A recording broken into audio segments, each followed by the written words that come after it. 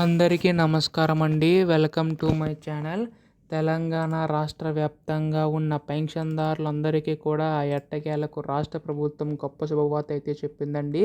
So మనకి ఇక్కడ ఎన్నికల్లో ముందుగా ఏదైతే హామీ అయితే ఇచ్చారో తెలంగాణలో వృద్ధులు వితంతులకి చూసుకున్నట్లయితే మనకి 4,000 రూపాయలు మహిళలకు అయితే, అదేవిధంగా దివ్యాంగులకి 6,000 రూపాయల వారి ఖాతాలో అయితే జమ చేస్తామని చెప్పి ఖాతాలో డబ్బులు జమ చేయడానికి రాష్ట్ర ప్రభుత్వం అయితే ముందుకైతే వచ్చిందండి.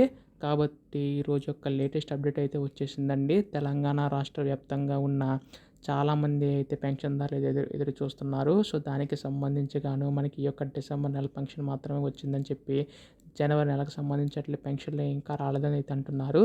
అయితే దానికి సంబంధించిన డబ్బులు ఎప్పుడు అందిస్తారు అన్న దానిపై ఈ వీడియోలో పూర్తి సమాచారం అంతా కూడా తెలుసుకుందాం.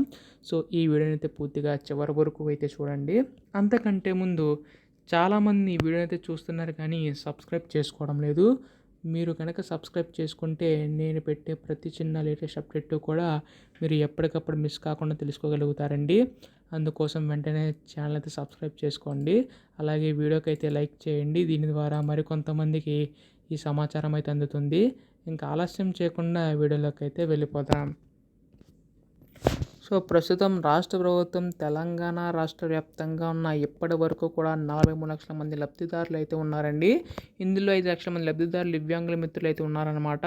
సో ఈ యొక్క కొత్త పెన్షన్ సంబంధించి గాను జనవరి యొక్క నెలలో మనకి ప్రజాపాలనతో ఇప్పటికీ దరఖాస్తులు స్వీకరణ చేయడంతో పాటు 2022 కూడా తెలంగాణ రాష్ట్రంలో ఈ యొక్క పెన్షన్ల ప్రభుత్వం ఇప్పటివరకు మంజూరు చేయలేదండి. సో ఈ యొక్క సమాచారం అయితే తెలుస్తుందన్నమాట. అయితే దీనికి సంబంధించి గాను తెలంగాణ రాష్ట్ర ప్రభుత్వం మనకి ఈ యొక్క పెన్షన్ సంబంధించి గాను నిధులు పెంచే అవకాశం ఉండదు తెలుస్తుందండి.